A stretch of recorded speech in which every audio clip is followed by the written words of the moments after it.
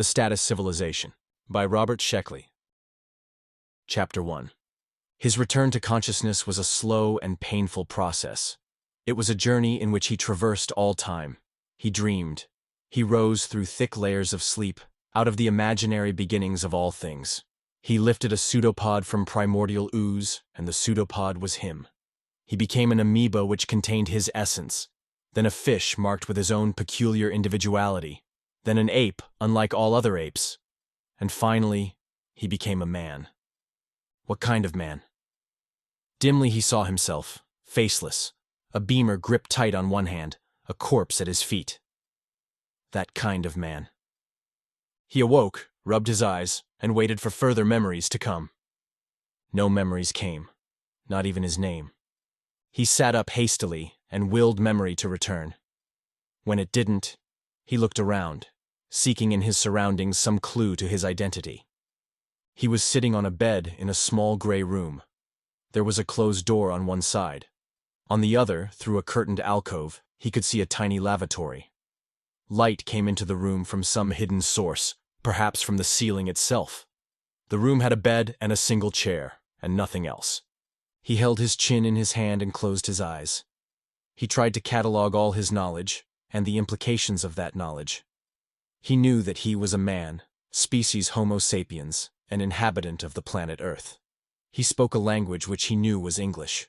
Did that mean that there were other languages? He knew the commonplace names for things: room, light, chair. He possessed in addition a limited amount of general knowledge.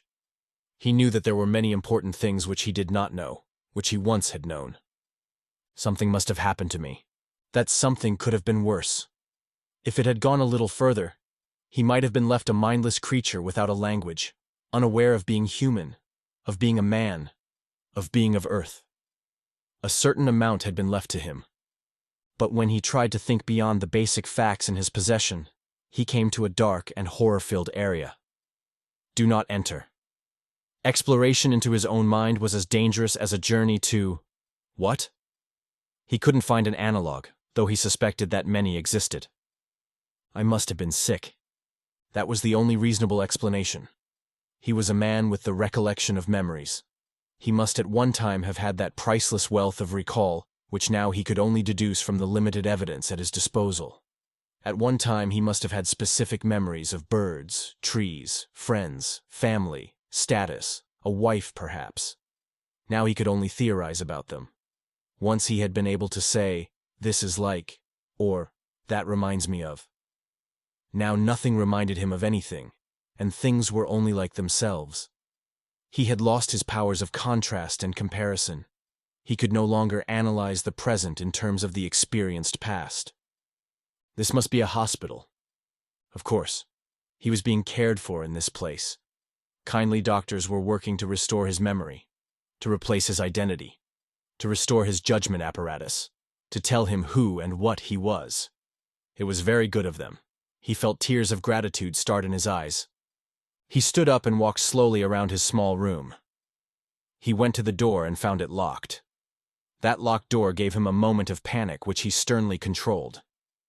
Perhaps he had been violent. Well, he wouldn't be violent anymore. They'd see. They would award him all possible patient privileges.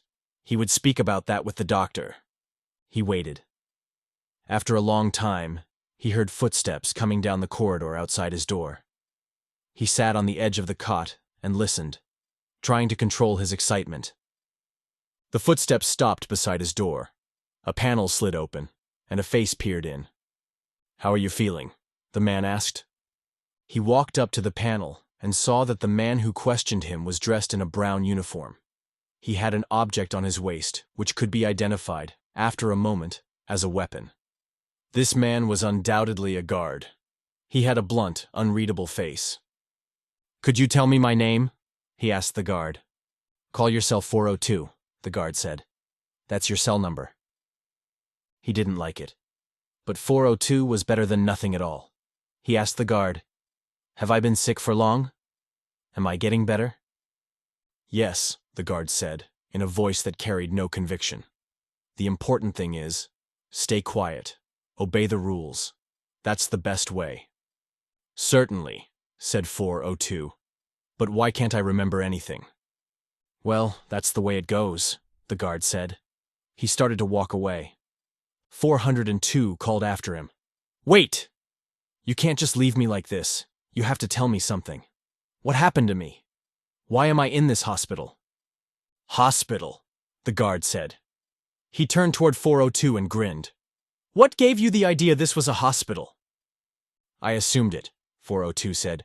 You assumed wrong. This is a prison. 402 remembered his dream of the murdered man. Dream or memory? Desperately, he called after the guard. What was my offense? What did I do? You'll find out, the guard said. When? After we land, the guard said. Now get ready for assembly. He walked away. 402 sat down on the bed and tried to think. He had learned a few things. He was in a prison, and the prison was going to land. What did that mean?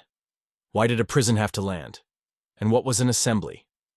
402 had only a confused idea of what happened next. An unmeasurable amount of time passed. He was sitting on his bed, trying to piece together facts about himself. He had an impression of bells ringing. And then the door of his cell flew open. Why was that? What did it mean? 402 walked to the door and peered into the corridor. He was very excited, but he didn't want to leave the security of his cell. He waited, and the guard came up. All right now, the guard said. No one's going to hurt you. Go straight down the corridor. The guard pushed him gently. 402 walked down the corridor. He saw other cell doors opening, other men coming into the corridor. It was a thin stream at first, but as he continued walking, more and more men crowded into the passageway. Most of them looked bewildered, and none of them talked. The only words were from the guards. Move along now. Keep on moving. Straight ahead. They were headed into a large circular auditorium. Looking around, 402 saw that a balcony ran around the room, and armed guards were stationed every few yards along it. Their presence seemed unnecessary. These cowed and bewildered men weren't going to stage a revolt. Still, he supposed the grim-faced guards had a symbolic value. They reminded the newly awakened men of the most important fact of their lives, that they were prisoners. After a few minutes, a man in a somber uniform stepped out on the balcony. He held up his hand for attention, although the prisoners were already watching him fixedly. Then, though he had no visible means of amplification, his voice boomed hollowly through the auditorium. This is an indoctrination talk, he said. Listen carefully and try to absorb what I am about to tell you. These facts will be very important for your existence. The prisoners watched him. The speaker said, All of you have, within the last hour, awakened in your cells. You have discovered that you cannot remember your former lives, not even your names. All you possess is a meager store of generalized knowledge, enough to keep you in touch with reality. I will not add to your knowledge. All of you, back on Earth, were vicious and depraved criminals. You were people of the worst sort, men who had forfeited any right to consideration by the state. In a less enlightened age, you would have been executed. In our age, you have been deported. The speaker held out his hands to quiet the murmur that ran through the auditorium. He said, All of you are criminals. And all of you have one thing in common: an inability to obey the basic obligatory rules of human society. Those rules are necessary for civilization to function. By disobeying them, you have committed crimes against all mankind. Therefore, mankind rejects you. You are grit in the machinery of civilization, and you have been sent to a world where your own sort is king. Here you can make your own rules and die by them. Here is the freedom you lusted for, the uncontained and self-destroying freedom of a cancerous growth. The speaker wiped his forehead and glared earnestly at the prisoners. But perhaps, he said, a rehabilitation is possible for some of you. Omega, the planet to which we are going, is your planet, a place ruled entirely by prisoners. It is a world where you could begin again, with no prejudices against you, with a clean record. Your past lives are forgotten. Don't try to remember them. Such memories would serve only to re-stimulate your criminal tendencies. Consider yourselves born afresh as of the moment of awakening in your cells. The speaker's slow, measured words had a certain hypnotic quality. 402 listened, his eyes slightly unfocused and fixed upon the speaker's pale forehead. A new world, the speaker was saying. You are reborn, but with the necessary consciousness of sin. Without it, you would be unable to combat the evil inherent in your personalities. Remember that. Remember that there is no escape and no return. Guard ships armed with the latest beam weapons patrol the skies of Omega day and night. These ships are designed to obliterate anything that rises more than 500 feet above the surface of the planet. An invincible barrier through which no prisoner can ever pass. Accommodate yourselves to these facts. They constitute the rules which must govern your lives. Think about what I've said. And now stand by for landing. The speaker left the balcony. For a while, the prisoners simply stared at the spot where he had been. Then, tentatively, a murmur of conversation began. After a while, it died away. There was nothing to talk about. The prisoners, without memory of the past, had nothing upon which to base a speculation of the future. Personalities could not be exchanged, for those personalities were newly emerged and still undefined. They sat in silence, uncommunicative men who had been too long in solitary confinement. The guards on the balcony stood like statues, remote and impersonal. And then the faintest tremor ran through the floor of the auditorium. The tremor came again, then it changed into a definite vibration. 402 felt heavier, as though an invisible weight were pressing against his head and shoulders. A loudspeaker voice called out, "Attention! The ship is now landing on Omega. We will disembark shortly." The last vibration died away, and the floor beneath them gave a slight lurch. The prisoners, still silent and dazed, were formed into a long line and marched out of the auditorium. Flanked by guards, they went down a corridor which stretched on interminably. From it, 402 began to get some idea of the size of the ship. Far ahead, he could see a patch of sunlight which shone brightly against the pale illumination of the corridor. His section of the long shuffling line reached the sunlight, and 402 saw that it came from an open hatchway through which the prisoners were passing. In his turn, 402 went through the hatchway, climbed down a long stairway, and found himself on solid ground. He was standing in an open, sunlit square. Guards were forming the disembarked prisoners into files. On all sides, 402 could see a crowd of spectators watching. A loudspeaker voice boomed, "Answer when your number is called. Your identity will now be revealed to you. Answer promptly when your number is called." 402 felt weak and very tired. Not even his identity could interest him now. All he wanted to do was lie down, to sleep, to have a chance to think about his situation. He looked around and took casual note of the huge starcraft behind him, of the guards, the spectators. Overhead, he saw black dots moving against a blue sky. At first he thought they were birds. Then, looking closer, he saw they were guard ships. He wasn't particularly interested in them. "Number 1, speak out." "Here," a voice answered. "Number 1. Your name is Wayne Southolder. Age 34, blood type AL2, index AR431C, guilty of treason." When the voice had finished, a loud cheer came up from the crowd. They were applauding the prisoner's traitorous actions and welcoming him to Omega. The names were read down the list, and 402, drowsy in the sunshine, dozed on his feet and listened to the crimes of murder, credit theft, deviationalism, and mutantism. At last, his number was called. "Number 402. Here."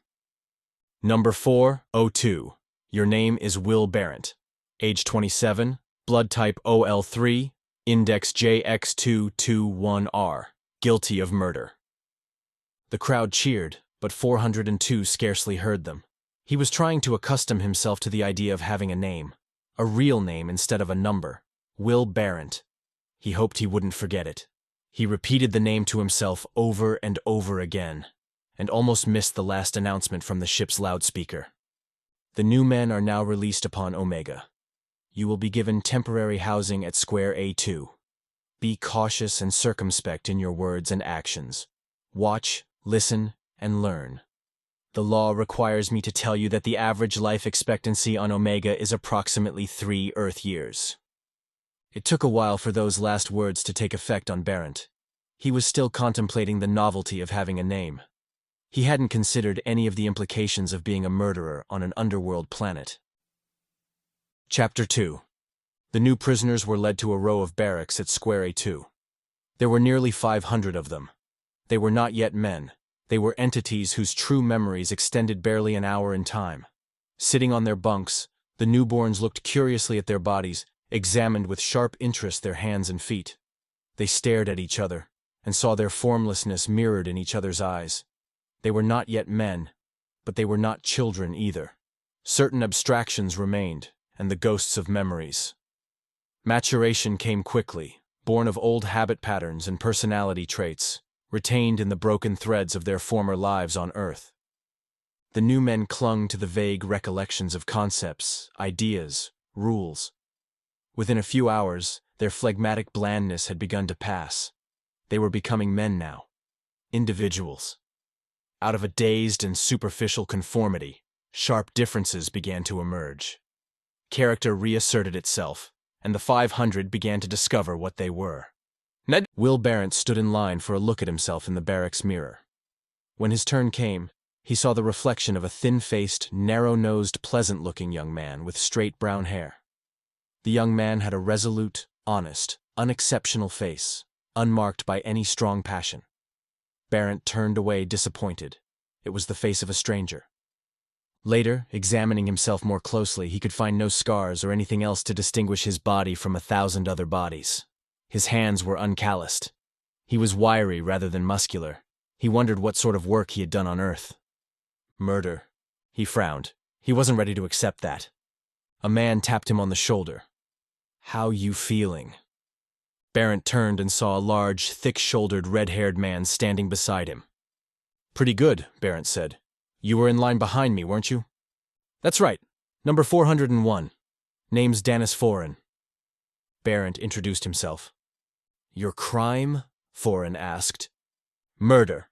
Foran nodded, looking impressed. "Me? I'm a forger. Wouldn't think it to look at my hands." He held out 2 massive paws covered with sparse red hair. "But the skill's there. My hands remembered before any other part of me. On the ship I sat in my cell and looked at my hands. They itched. They wanted to be off and doing things, but the rest of me couldn't remember what." "What did you do?" Barent asked. "I closed my eyes and let my hands take over," Foran said. "First thing I knew, they were up and picking the lock of the cell." He held up his huge hands and looked at them admiringly. "Clever little devils." "Picking the lock?" Barent asked. "But I thought you were a forger." "Well, now," Foran said. "Forgery was my main line, but a pair of skilled hands can do almost anything. I suspect that I was only caught for forgery, but I might also have been a safeman. My hands know too much for just a forger." "You found out more about yourself than I have," Barent said. "All I have to start with is a dream." "Well, that's a start," Foran said. "There must be ways of finding out more. The important thing is, we're on Omega." "Agreed," Barent said sourly. "Nothing wrong with that," Foran said. "Didn't you hear what the man said? This is our planet." "With an average life expectancy of 3 Earth years," Barent reminded him. "That's probably just scare talk," Foran said. "I wouldn't believe stuff like that from a guard. The big thing is, we have our own planet. You heard what they said. Earth rejects us. Nova Earth. Who needs her? We've our own planet here. A whole planet, Barent. We're free." Another man said, "That's right, friend." He was small, furtive-eyed, and ingratiatingly friendly. "My name is Joe," he told them. "Actually, the name is Joao, but I prefer the archaic form with its flavor of more gracious times. Gentlemen, I couldn't help overhearing your conversation, and I agree most heartily with our red-haired friend. Consider the possibilities. Earth has cast us aside. Excellent. We are better off without her. We are all equal here, free men in a free society. No uniforms, no guards, no soldiers, just repentant former criminals who want to live in peace." "What did they get you for?" Barent asked. "They said I was a credit thief," Joe said. I'm ashamed to admit that I can't remember what a credit thief is. But perhaps it'll come back to me. Maybe the authorities have some sort of memory retraining system, Foreign said. Authorities, Joe said indignantly. What do you mean, authorities? This is our planet. We're all equal here. By definition, there can't be any authorities. No, friends. We left all that nonsense behind on Earth. Here we... He stopped abruptly. The barracks door had opened and a man walked in. He was evidently an older resident of Omega since he lacked the gray prison uniform. He was fat and dressed in garish yellow and blue clothing. On a belt around his ample waist, he carried a holstered pistol and a knife. He stood just inside the doorway, his hands on his hips, glaring at the new arrivals. Well, he said, don't you new men recognize a quester? Stand up. None of the men moved. The quester's face went scarlet. I guess I'll have to teach you a little respect. Even before he had taken his weapon from its holster, the new arrivals had scrambled to their feet. The quester looked at them with a faintly regretful air and pushed the weapon back in its holster. The first thing you men better learn, the quester said, is your status on Omega. Your status is nowhere.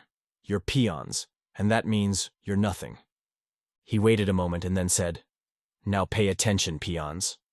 You are about to be instructed in your duties. Chapter 3. The first thing you new men should understand, the quester said, is just exactly what you are. That's very important, and I'll tell you what you are. You're peons. You're the lowest of the low. You're statusless. There's nothing lower except mutants, and they aren't really human. Any questions? The quester waited. When there were no questions, he said, I've defined what you are. From that, we'll proceed to a basic understanding of what everybody else on Omega is.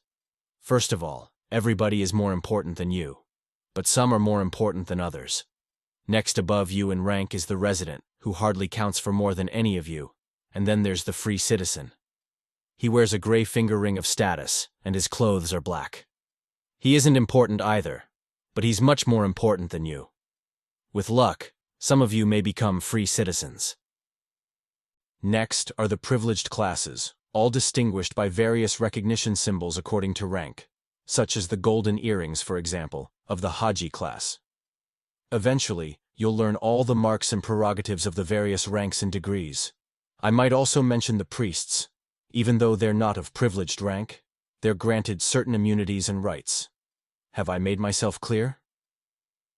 Everyone in the barracks mumbled assent. The quester continued. Now we come to the subject of deportment when meeting anyone of superior rank.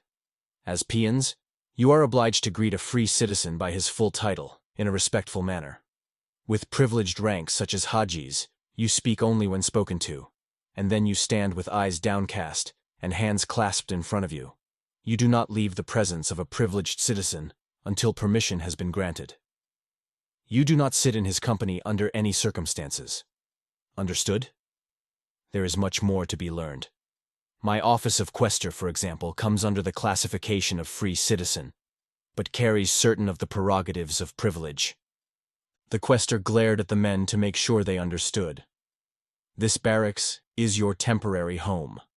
I have drawn up a chart to show which men sweep, which wash, and so forth. You may question me at any time, but foolish or impertinent questions can be punished by mutilation or death. Just remember that you are the lowest of the low.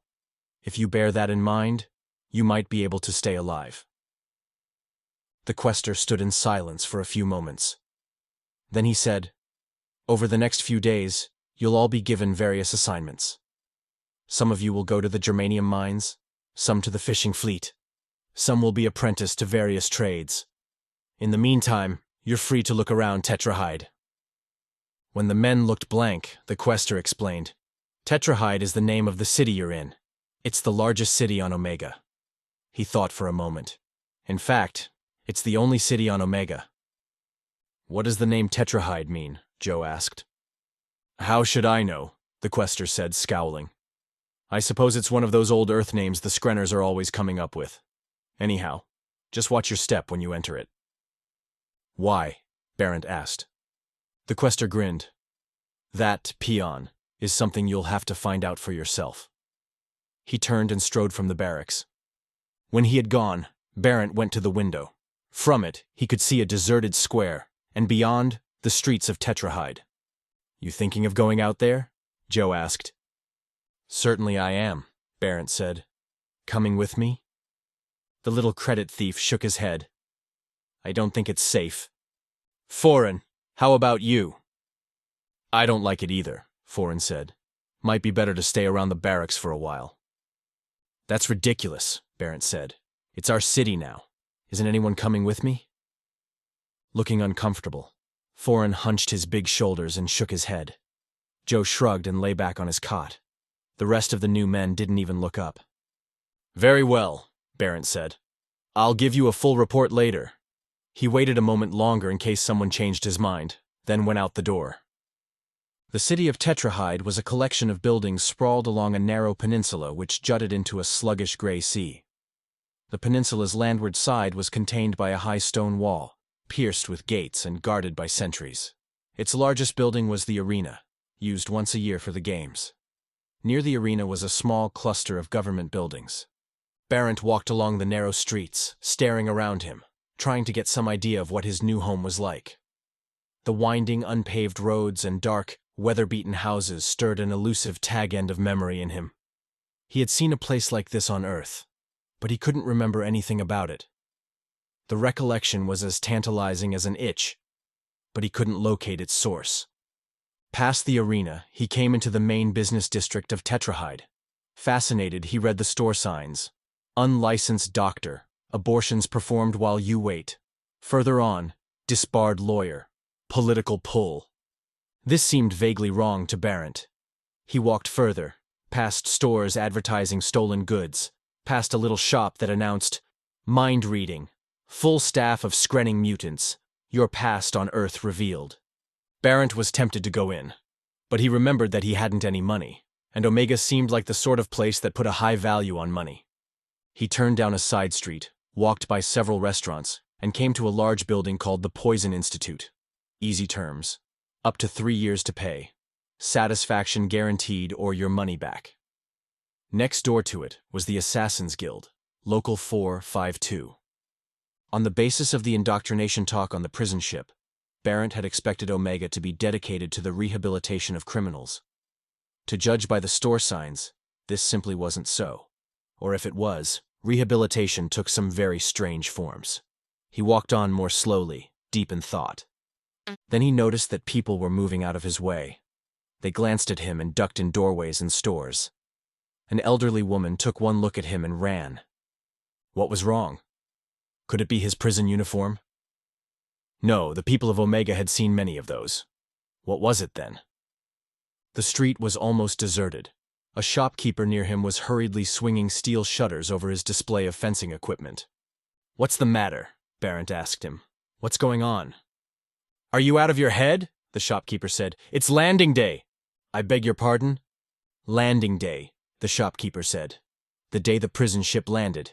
Get back to your barracks, you idiot." He slammed the last steel shutter into place and locked it. Barrett felt a sudden cold touch of fear. Something was very wrong. He had better get back in a hurry. It had been stupid of him not to find out more about Omegan customs before. 3 men were walking down the street toward him. They were well dressed, and each wore the small golden Haji earring in his left ear. All 3 men carried sidearms. Barrett started to walk away from them. One of the men shouted, "Stop, peon!" Barrett saw that the man's hand was dangling near his gun.